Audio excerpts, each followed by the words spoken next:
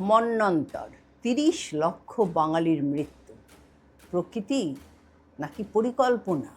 ১৯৪৩ সাল, কলকাতার ফুটপাত। একজন মানুষ হাঁটছেন, তার হাতে কাগজ আর কলম। চারদিকে যা দেখছেন তা আঁকছেন। মেদিনীপুরের একটা গ্রামে তিনি একটি ছেলেকে দেখলেন, কঙ্কালসার, রোগগ্রস্ত, নগ্নপ্রায়। নাম রবি রাউত, বয়স অজানা।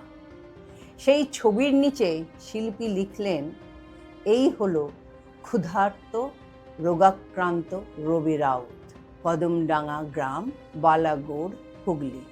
শিল্পীর নাম চিত্তপ্রসাদ ভট্টাচার্য। তিনি ৫,০০০ কপি বই ছাপালেন, নাম দিলেন হাংরি বেঙ্গল। ব্রিটিশ সরকার বই বেরোনোর কয়েকদিনের মধ্যে সব কপি বাজেয়াপ্ত করল, পুড়িয়ে দিল। কিন্তু একটি কপি বেঁচে গেল। চিত্তপ্রসাদ আগেই তার মাকে একটা কপি পাঠিয়ে দিয়েছিলেন বোম্বাই থেকে। সেই একটি মাত্র কপি আজও আছে। আজ সেই বইয়ের গল্পই বলবো, সেই দুর্ভিক্ষের গল্প, সেই ৩০ লক্ষ মানুষের গল্প, যাদের মৃত্যুর কথা ইতিহাস প্রায় ভুলে গেছে। ৫০-এর মন্বন্তর নামটা এলো কোথা থেকে? বাংলা ১৩৫০ সাল, ইংরেজিতে ১৯৪৩। বাঙালির স্মৃতিতে এই দুর্ভিক্ষ ৫০-এর মন্বন্তর নামে পরিচিত। বাংলা ৫০ সাল থেকে এই নাম। কিন্তু এই দুর্ভিক্ষকে বুঝতে হলে একটু আগের প্রেক্ষাপট জানতে হবে। ১৯৪২ সাল, দ্বিতীয় বিশ্বযুদ্ধ চলছে। জাপান ইতিমধ্যে বার্মা দখল করে নিয়েছে। বাংলার দোরগোড়ায় যুদ্ধের আগুন। কলকাতায় বিমান হামলা শুরু হলো ডিসেম্বরে, একে ডার্ক ডিসেম্বরও বলে। বার্মা থেকে যে চাল আসতো তা বন্ধ হয়ে গেল।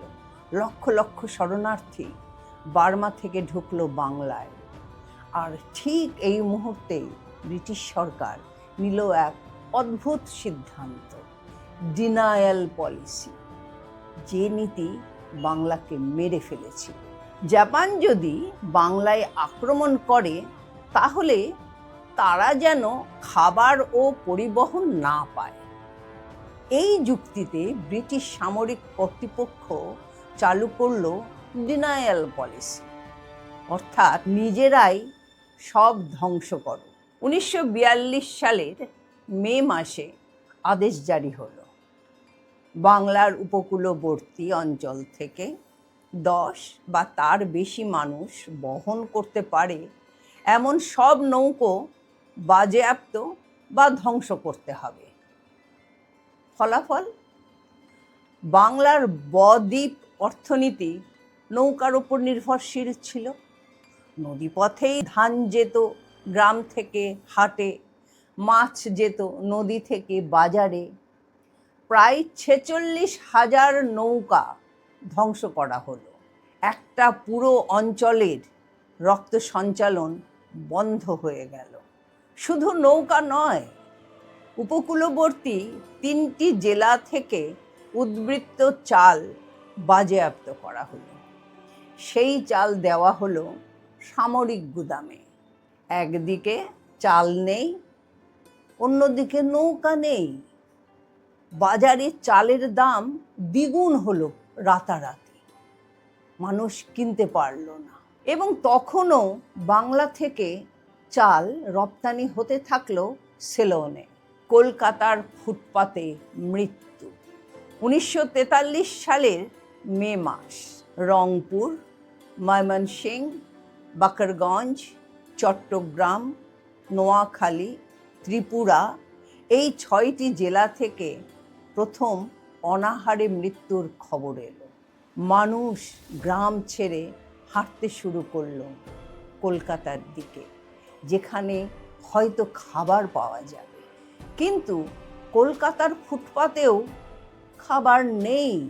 যে পরিবার কয়েক পুরুষ ধরে জমি চাষ করত, সে পরিবার প্রথমে গবাদি পশু বেচল, তারপর হাতিয়ার, তারপর বাড়ির মেয়েদের গহনা, তারপর আর কিছু নেই। রাস্তায় মা সন্তান ফেলে গেলেন, কারণ আর বহন করার শক্তি নেই। শিশু একা পড়ে থাকলো ধুলোর মধ্যে।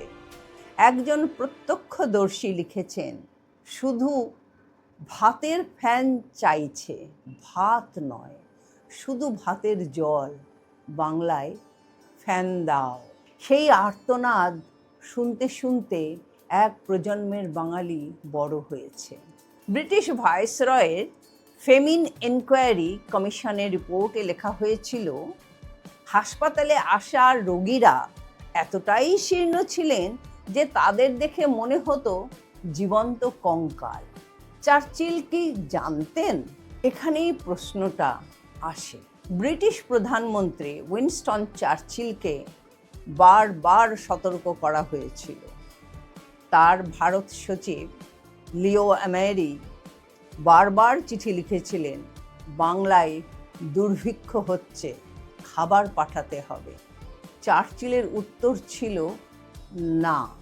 লিও অ্যামেরির ডায়েরিতে লেখা আছে চার্চিলের মন্তব্য, ভারতীয়রা খরগোশের মতো বংশবৃদ্ধি করছে, আর গান্ধী যদি এখনো বেঁচে থাকেন তাহলে অভাব কোথায়? লেখিকা মাধুশ্রী মুখার্জি তার বই চার্চিলস সিক্রেট ওয়ার, তাতে ব্রিটিশ ওয়ার ট্রান্সপোর্ট অফিসের নথি থেকে দেখালেন যুদ্ধের সময় চার্চিল ভারত থেকে শস্য সরিয়ে ব্রিটিশ গুদামে মজুত করেছিলেন। গ্রিস ও যুগোস্লাভিয়ার জন্য রিজার্ভ রাখা হয়েছিল, ভারতের জন্য নয়। ভারত নিজের স্টার্লিং রিজার্ভ ব্যবহার করে চাল আমদানি করতে চেয়েছিল, অনুমতি দেওয়া হয়নি। এবং দুর্ভিক্ষ ঘোষণার পরেও ৭০,০০০ টন চাল ভারত থেকে ব্রিটেনে পাঠানো হয়েছিল। ১৯১৯ সালে আইআইটি গান্ধীনগর, ভারতীয় আবহাওয়া দপ্তর এবং ইউসিএল এর যৌথ গবেষণা প্রকাশিত হলো। গবেষকরা ১৮৭০ থেকে ২০১৬ পর্যন্ত মাটির আর্দ্রতার তথ্য বিশ্লেষণ করলেন। দেখা গেল ১৮৭৩ থেকে ১৯৪৩-এর মধ্যে যে ৬টি বড় দুর্ভিক্ষ হয়েছিল, ৫টি খরার সঙ্গে সম্পর্কিত ছিল। কিন্তু ১৯৪৩ সালে সেই বছর বৃষ্টিপাত ছিল স্বাভাবিকের চেয়ে বেশি। এটা প্রকৃতির দুর্যোগ ছিল না। নোবেলজয়ী অর্থনীতিবিদ অমর্ত্য সেন ১৯৮১ সালেই তার বই পভার্টি অ্যান্ড ফেমেন্স-এ লিখেছিলেন, দুর্ভিক্ষ মানে খাবার নেই এটা নয়, দুর্ভিক্ষ মানে কিছু মানুষ খাবার পাচ্ছে না। বাংলায় ১৯৪৩ সালে খাবার ছিল, কিন্তু গরিব মানুষ কিনতে পারেনি। যে সত্য চাপা দেওয়া হয়েছিল, ব্রিটিশ সরকার চেয়েছিল সংবাদটা বাইরে যাবে না। যুদ্ধকালীন সেন্সরশিপ, পত্রিকায় দুর্ভিক্ষের খবর ছাপানো নিষিদ্ধ। কিন্তু কলকাতার দ্য স্টেটসম্যান পত্রিকার সম্পাদক ইয়ান স্টিফেন্স একটা ফাঁকফোকর খুঁজে পেলেন। লেখার উপর সেন্সরশিপ আছে, ছবির ওপর নেই। ২২শে অগস্ট ১৯৪৩ স্টেটসম্যানের প্রথম পাতায় বেরোলো ছবি, কলকাতার ফুটপাতে মৃত্যু পথযাত্রী মানুষের ছবি, কঙ্কালসার মুখ, ফুলে ওঠা পেট। পত্রিকা বিক্রি শেষ হয়ে গেল ঘন্টার মধ্যে। লন্ডন ও ওয়াশিংটনে খবর পৌঁছালো, দুর্ভিক্ষ আর চাপা রইল না। আর চিত্তপ্রসাদ, তার হাংরি বেঙ্গল বই বাজেয়াপ্ত হয়েছিল ঠিকই, কিন্তু তিনি তার প্রতিটি ছবিতে মানুষের নাম লিখেছিলেন, কারণ তার বিশ্বাস ছিল ওই মানুষগুলো পরিসংখ্যান নয়, মানুষ।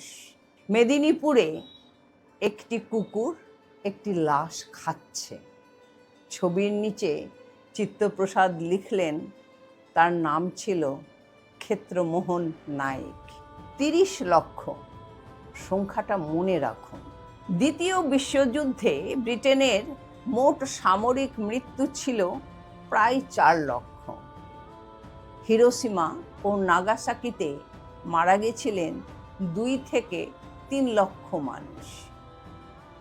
বাংলায় 1943 সালে মারা গেলেন কমপক্ষে 30 লক্ষ। কিন্তু চার্চিলের যুদ্ধকালীন স্মৃতিকথা 6 খণ্ডে লেখা বাংলার দুর্ভিক্ষের কথা একটি বাক্যেও নেই। পৃথিবীতে এই দুর্ভিক্ষের কোনো স্মৃতিস্তম্ভ নেই, কোনো মিউজিয়াম নেই, কোনো ফলক নেই।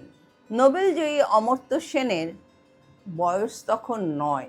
শান্তিনিকেতনে থাকতেন দাদু দিদার কাছে। একদিন রাস্তায় একজন মানুষকে দেখলেন রোগা, উদ্ভ্রান্ত।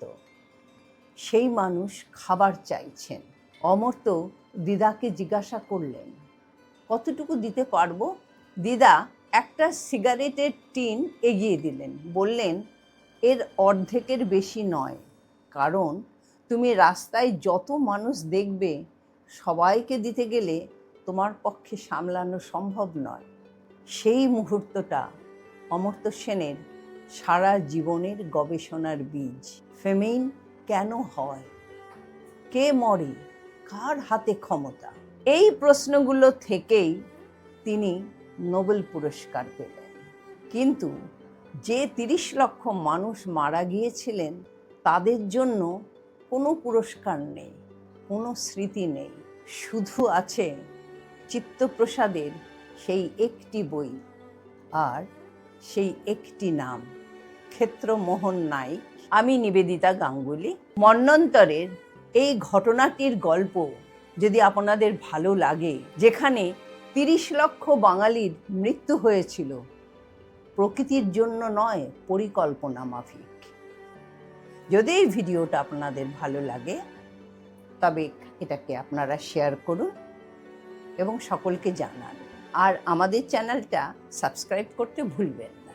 দেখা হবে অন্য কোনো দিন অন্য কোনো ইতিহাসের গল্প নিয়ে। সঙ্গে থাকার জন্য ধন্যবাদ। নমস্কার।